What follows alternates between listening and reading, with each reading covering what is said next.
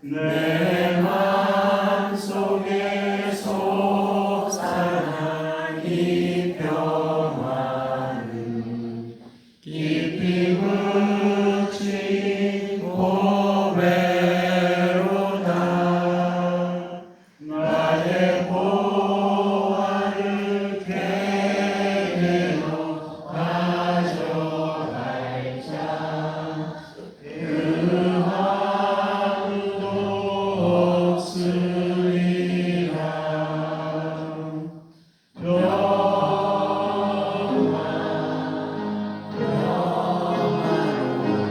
또 올릴게요.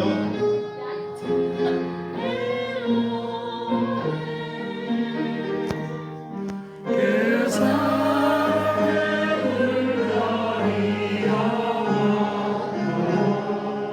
내 영혼을 덮고서 다시 처음부터 드리겠습니다. 내 영혼에 내 영혼에 그 깊은 데서 맑은 바람이 흘려가네.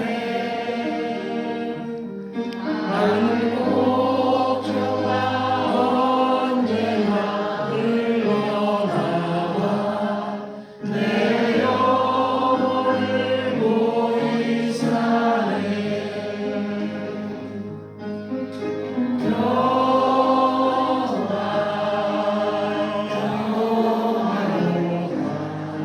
하늘 위에서 내려오네. 그 사랑의 물결이 영원토록 내 영혼을 덮고소서. 평화로다.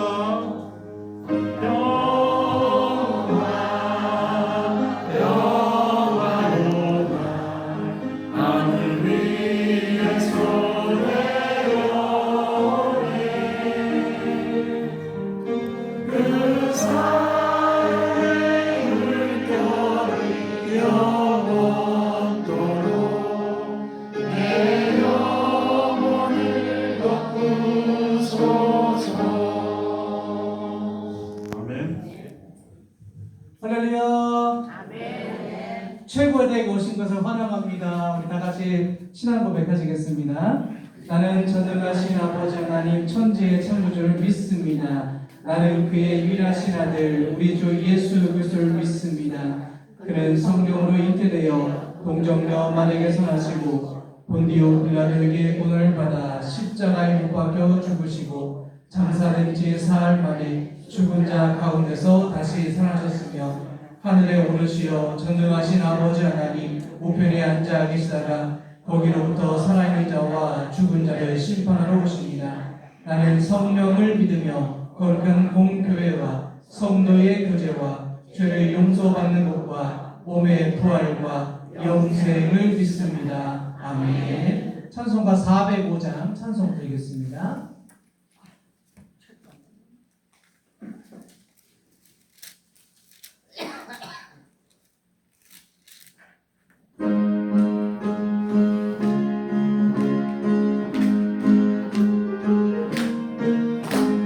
주의 친절한 팔에 안겨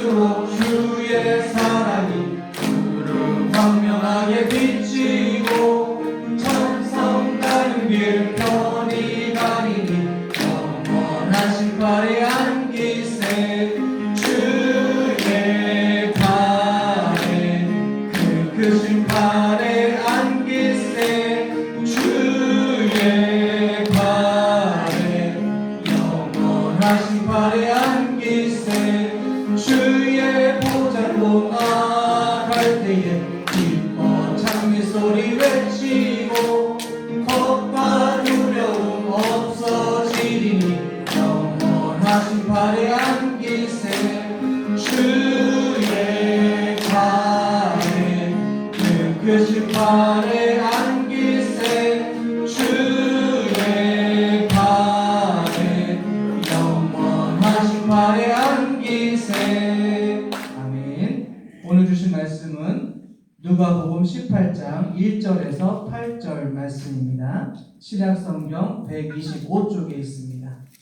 신약성경 125쪽에 있는 누가복음 18장 1절에서 8절 말씀입니다. 우리 교독으로 말씀 봉독하겠습니다.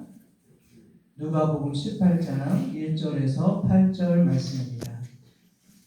예수께서 그들에게 항상 기도하고 낙심하지 말할 것을 비유로 말씀하여 이르시되 어떤 도시에 하나님을 두려워하지 않고 사람을 무시하는 한 책임자이 있는데 그 도시에 한 과부가 있어 자주 그에게 가서 내 원수에 대한 나의 원한을 풀어주소 하되 그가 얼마 동안 듣지 아니하다가 그의 속으로 생각하되 내가 하나님을 두려워하지 않고 사람을 무시하나 이 과부가 나를 번거롭게 하니 내가 그 원한을 풀어주리라. 그렇지 아니하면 늘 와서 나를 괴롭게 하리라 하였느니라. 주께서 또 이르시되 불의한 책임자이 말하는 것을 들으라. 하물며 하나님께서 그 밤낮 부르시는 택한 자들의 원한을 풀어주지 아니하시겠느냐. 그들에게 오래 참으시겠느냐. 내가 너희에게 이르노니 속히 그 원한을 풀어주시리라.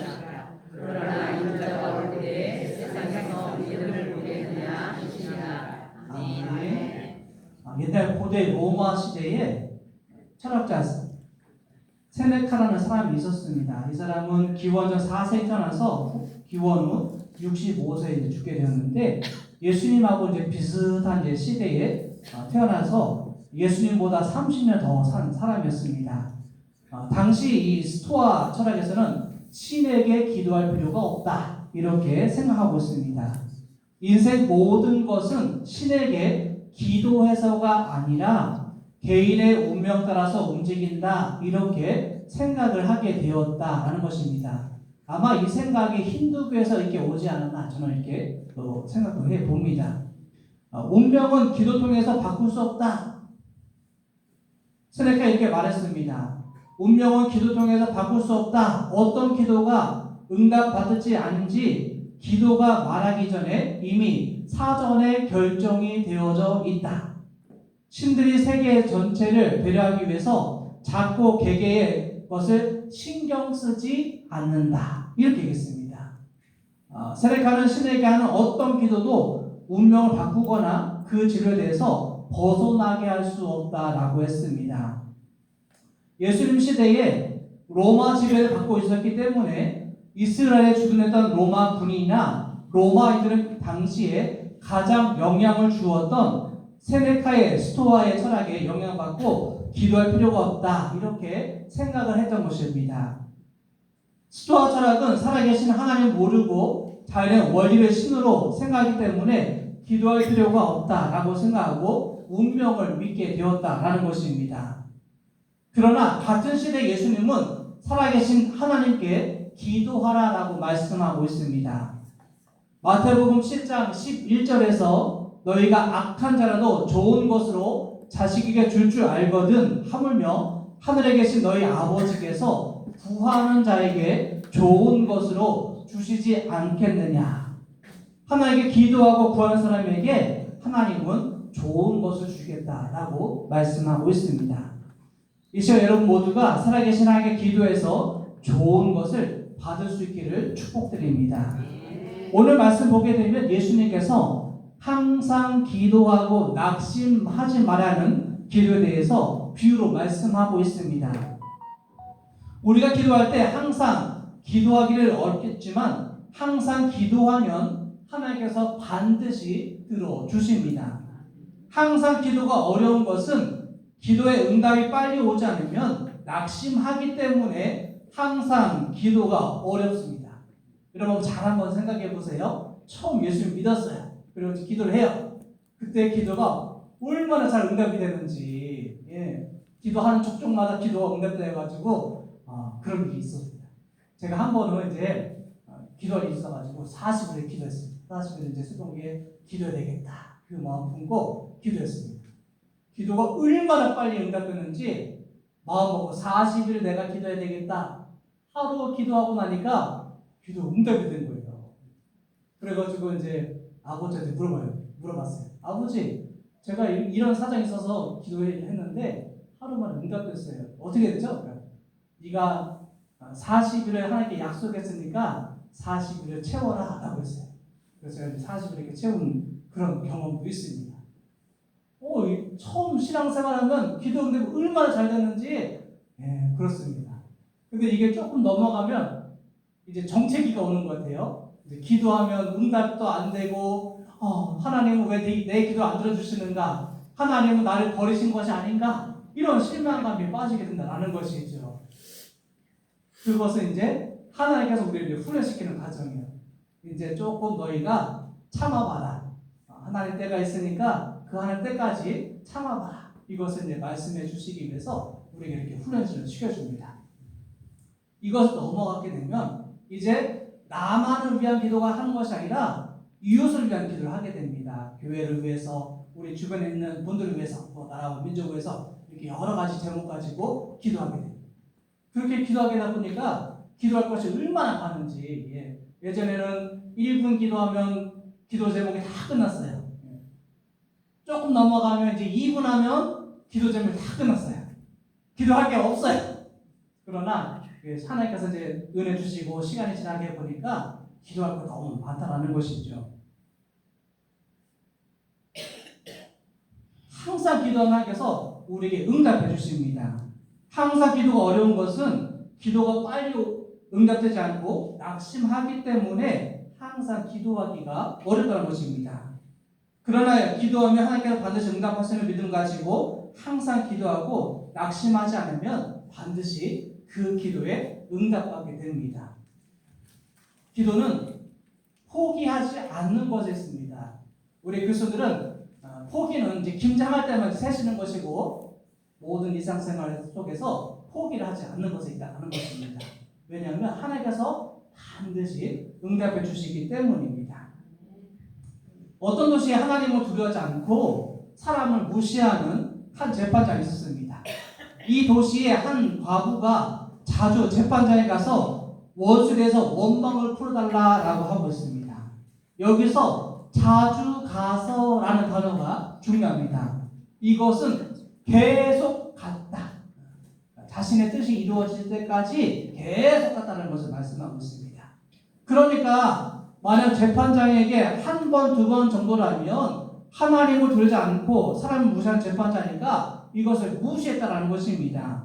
그런데 이 과부는 항상 자주 계속해서 찾아갔다는 것입니다. 당시 과부는 가장 연약하고 불쌍한 사람이었습니다.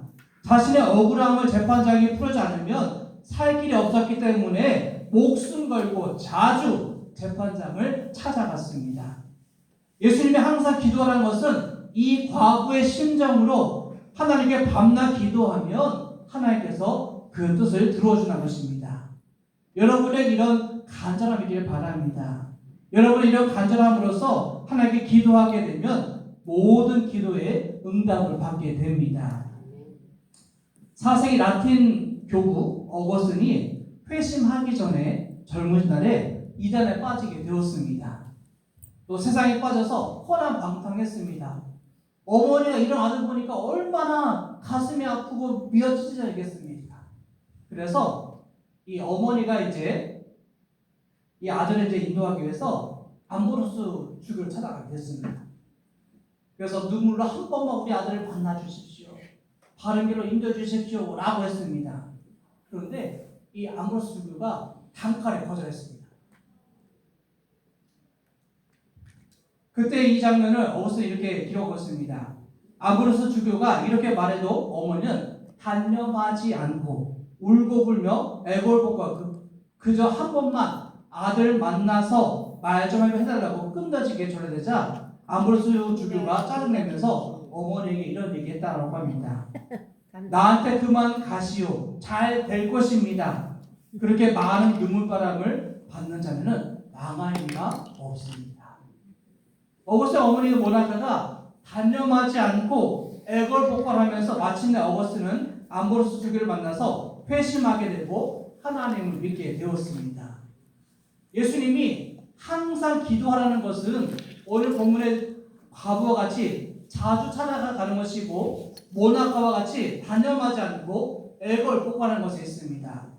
만약 우리가 이런 마음으로 낙심하지 않고 항상 기도한다면 하나님께서 그 기도에 꼭 응답해 주십니다. 여러분 모두 낙심하지 말고 항상 기도하고 하나님께서 주시는 기도 응답을 모두 받을 수 있기를 바랍니다. 과부가 자주 와서 원한 풀어달라고 하자 이 재판관은 자기를 번거롭게 한 부분으로 괴롭게 하니까 원한을 풀어줘야 되겠다 이렇게 생각하게 되었습니다. 하물며 하나님은 불의한 재판관도 아니시고 오히려 의로우신 하나님이시기 때문에 밤낮 부르짖는 택하신 자들의 원한을 풀어준다고 말씀하고 있습니다. 우리 인생도 마찬가지입니다. 밤낮 하나님께 기도하는 것에 있습니다. 데살로니가서 5장 17절 말씀 보면 쉬지 말고 기도하라 라고 말씀하고 있습니다. 여러분의 소원을 두고 쉬지 말고 항상 기도하면 하나님께서 반드시 응답해 주십니다. 여러분 모두가 기도 제목 가지고 쉬지 말고 항상 기도해서 기도의 응답을 받을 수 있기를 바랍니다. 우리 한국교회 최초의 기독교 교육의 교주였던 장시대 고 주선의 교수님이 미국의 뉴욕 신학대학교에서 유학을 가게 되었습니다. 외국인에서 유학하면서 영어도 어렵고 공부도 어렵고 제일 어려웠던 것은 기도할 장소가 없었다는 것입니다. 기도할 장소다가 건물 옥상에 조그마한 쓰레기를 모아버리는 작은 방이 있더라고 합니다. 이 방에 반석 하나 깔아놓고 매일 기도하면서 어려운 공부를 마치고 고국으로 돌아갈 수 있도록 기도를 했다고 합니다. 그런데 이 옥상 기도방에서 기도하고 내려오니까 미국 학생들이 어디 갔다냐 궁금해서 물어보게 되었습니다. 옥상에 쓰레기 모아둔 방이 있어서 기도를 하고 왔다라고 하니까 따라와서 같이 기도를 했다라고 합니다. 나중에 많은 사람들이 함께 와서 기도를 이제 기도실을 내어주게 되고 이 학생뿐만 아니라 남학생까지 와서 주선의 교수님과 함께 기도를 했다라고 합니다. 당시 미국 학생들은 기도할 줄 몰랐는데 한국에서 산기도, 금식기도, 통성기도 이 경험을 가지고 함께 기도했습니다. 저도 이제 어린 시절에 이제 하늘산 기도하면서 기도 많이 했는데 이쳐서 보세요 하신 말씀이 있습니다. 산에 올라가서 나무발 하나 뽑아봐 그러면 하나님께서 큰 신을 준다라고 했습니다. 이때 저는 이제 이 나무가 이제 흔들면 이제 뽑힐 줄 알았습니다. 그래서 이제 좀 이만한 이걸 붙들고 기도합니다. 여러분 한번 생각해 보세요. 이만한 나무에 기둥을 붙잡고 기도하면 뽑히겠어요? 예. 요만한 거에 이거 가지를 이제 붙들고 해도 이제 뽑히랑 말랑 하는데 이만한 거 붙잡고 하니까 되겠습니까? 예. 하여튼 그런 일이 있었습니다. 예. 결국은 이제 작게 내가지고 작은 이제 그 가지 끌어서 뽑아내는 그런 일이 있었습니다. 예. 이렇게 기도하게 하니까 미국 영성신학교에서 유명한 유진 피터스 목사도 나오게 되고 또 기독교 방송 설립자 로버트 순도 나오고 했습니다. 그들이 모두 이 주선의 교수님과 기도를 배우고 함께 기도했습니다. 주선의 교수님은 그 기도의 힘으로 무사히 공부를 마치고 한국으로 돌아올 수 있었다라는 것입니다. 우리 인생에 어려움 만났을 때 그 어려움을 이겨나갈 길은 밤낮 하나님께 기도하는 것입니다. 아까 말씀드린 것처럼 철학자처럼 우리의 인생은 못 바꾼다라는 것이 아니라 우리는 우리의 인생을 바꿀 수 있습니다. 왜 그렇습니까? 만군의 여호와 하나님께서 우리와 함께 하시기 때문에 그 하나님은 이 세상을 만드신 그 하나님이십니다. 그 하나님께서 우리와 함께 하심으로 말미암아 우리가 그 모든 것을 바꾸고 이겨낼 수가 있습니다. 우리 어렸을 때 다 경험하셨지만 유교 전쟁 치르고 나서 얼마나 어렵고 힘들었습니까? 보리고개도 겪으시고 여러 가지 이제 많은 것들 겪으셨지만 그 가운데 우리 대한민국이 잘 살게 된 그 원인 중에 하나가 기도였습니다. 밤낮 기도하고 하나님께 기도했더니 하나님께서 이 대한민국 축복하셔서 지금 이렇게 구원한 나라가 만들어진 것을 보게 됩니다. 우리 아이들 어렸을 적에 이제 성탄절 되게 되면 이제 선생님들 얘기하죠. 우리 아이가 이제 어떤 거 좋아합니다 이렇게 얘기를 해줘요. 그러면 이제 우리 부모님들이 성탄절에 이제 그 아이에 맞는 그런 이제 선물을 준비해 준다는 것이죠. 그리고 이제 그 선물을 이제 산타클로스 할아버지가 나눠줍니다. 이 아이가 소원이 있습니다. 나 이런 작은 물건 하나 갖고 싶다, 장난감 하나 갖고 싶다 이런 소원이 있구나. 그 소원을 이루시는 것은 바로 이제 부모님 통해서 이루어지는 그 모습을 보게 되는 것입니다. 마찬가지입니다. 하나님께서 우리에게 소원을 주시고 그 소원을 이루어 나가시는 분이 바로 하나님이십니다. 여러분, 이제 연세가 많으셨다고 교양이 없다라고 생각하지 마십시오. 우리에게는 기도하는 힘이 있습니다.